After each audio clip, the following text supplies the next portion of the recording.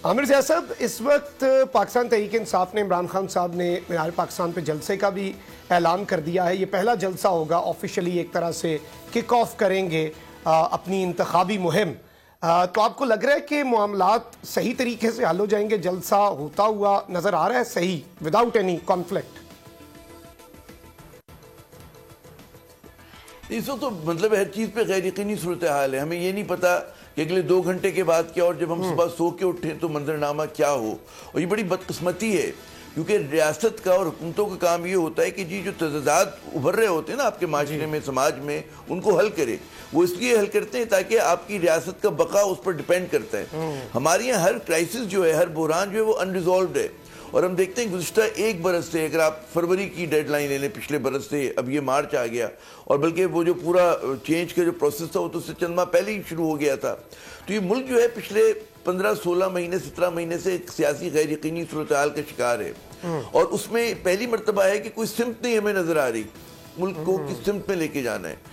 मतलब है कि अगर सिमत ये है कि जनाब बाय हुक और बाय क्रुक जो है हमें हर हालत में, मतलब है कि एक गैर मकबूल पॉलिटिकल डिस्पेंसेशन को इस मुल्क में मुसल्लत रखना है, या उन सियासतदानों को रखना है कि जिनके बारे में कल तक इदारे कहा करते थे, नैब जैसा इदारा और दीगर इदारे, जुडिशरी, कि जनाब वो सेसलिन माफिया हैं और फला हैं। तो अगर ये सब कुछ होना है तो फिर तो ये तो कोई डायरेक्शन नहीं है। उस पर वो जो हमने प्रोग्राम के पहले से मैं बात की थी कि लोग मायूस होंगे, लोग जो हैं वो रियासत के मुस्तकबिल से मायूस होंगे, ये सबसे अलमिया है।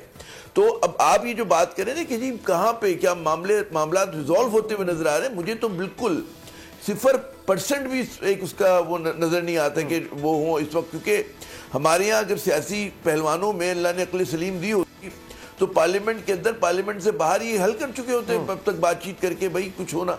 तो मैं फिर बार बार कल भी आपके प्रोग्राम में कहा था कि यहाँ पर हमारे जो रियासती इदारे हैं उनको किरदार अदा करना पड़ेगा। और वो किरदार जो होगा वो ये नहीं होना कि जी अवाम की मंगों के मुताबिक होना चाहिए वो किरदार। क्योंकि लोग अब जो हैं 21वीं सदी है, पढ़े लिखे लोग हैं, इनके पास मोबाइल के अंदर उनके तमाम दुनिया की खबरें आती हैं, वो टीवी देखते हैं, वो ट्वीट देखते हैं, फेसबुक उनके पास है। तो और अब आर्टिफिशियल इंटेलिजेंस का दौर है, आप देखिए दुनिया में कहाँ डिबेट हो रही है, डिबेट का लेवल क्या है। और हम लोग अभी तक जो है वो 1950 की सियासत में उलझे हुए हैं या 1990 की सियासत में उलझे हुए हैं। तो ये मुल्क कैसे चलेगा आगे? तो इसको इसमें हमें वॉर फुटिंग के ऊपर, वॉर फुटिंग पे आने वाले कल में नहीं, गुज़िश्ता कल में हो जाना चाहिए था कि हमें एक रोड मैप हो हमारे मुल्क के पास कि जनाब इस तरह इंतखाबात होंगे, इस तरह इस्लाहात होंगी और इस तरह से एहतसाब होगा। और उस एहतसाब में जिसने बदनवानी की होगी उसके ऊपर आइंदा पार्लियामेंट के दरवाजे बंद होंगे। ये जब तक हम लोग इस तरह की रिफॉर्म्स इस्लाहात नहीं करेंगे, इस मुल्क का कोई मुस्तकबिल नहीं है।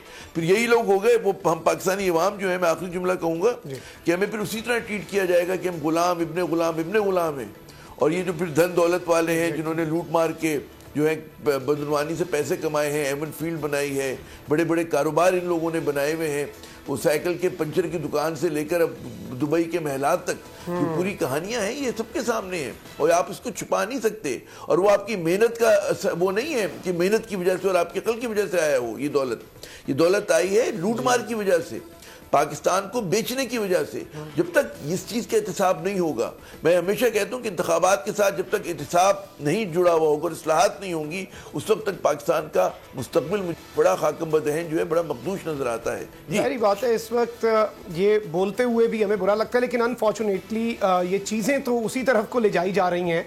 और इसमें उससे भी ज़्यादा जो मैं समझता हूँ अनफॉर्चुनेट चीज़ है वो ये है कि बेहतरी की कोई उम्मीद, कोई सिल्वर लाइनिंग जो है वो इस वक्त नज़र नहीं आ रही।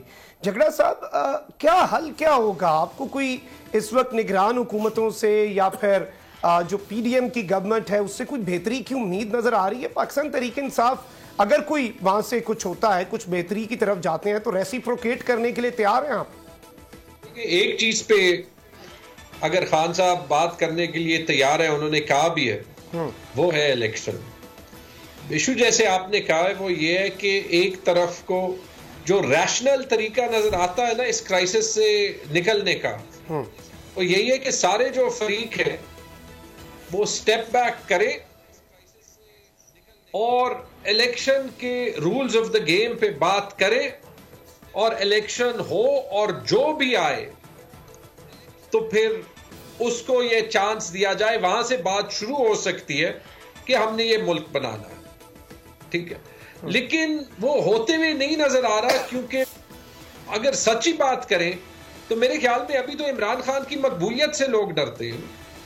देखिए, और अगर आप ये इमरान खान पे इल्जाम लगता है कि इमरान खान स्टेप बैक करने के लिए नहीं तैयार, उन्होंने अपनी रैली 2 बार कैंसिल की, और क्यों कैंसिल की कि तसादम ना हो।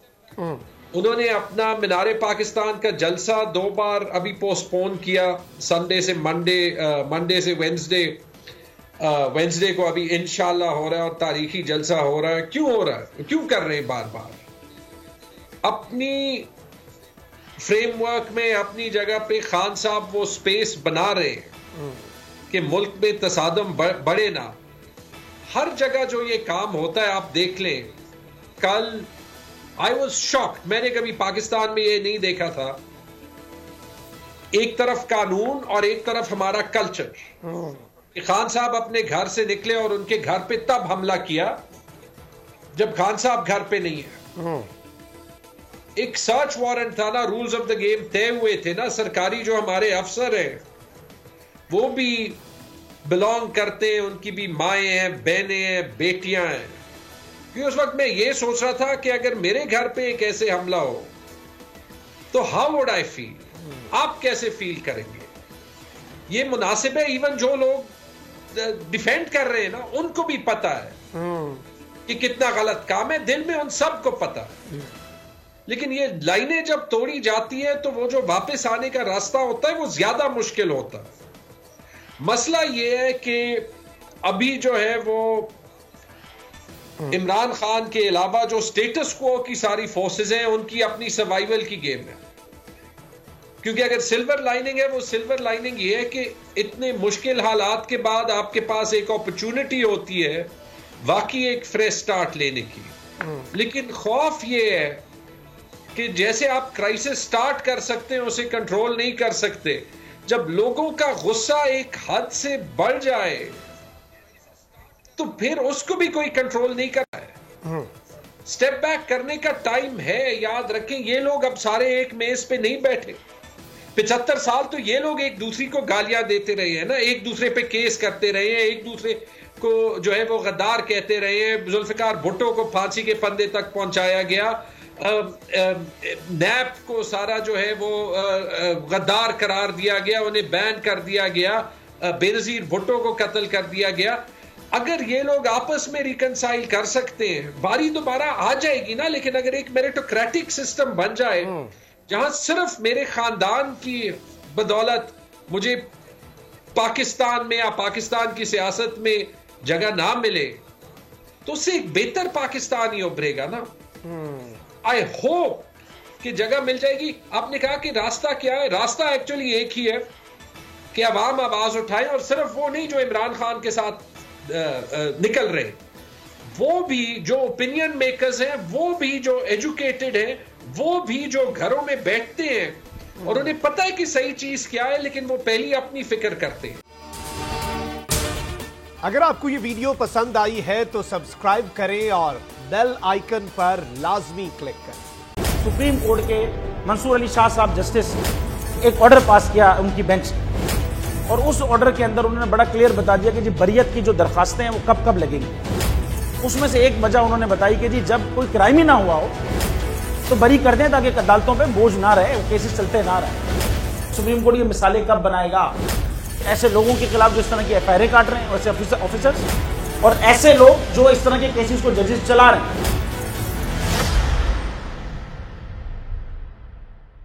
रहमत का महीना आ गया है, बख्शिश का सफीना आ गया, होगी मुलाकात उलमाए दीन से, जो देंगे इत्तेहादे बैनुल मसालिकीन का दर्स, जिक्र होगा अंबियाए कराम, रमजान की स्पेशल ट्रांसमिशन रमजान में।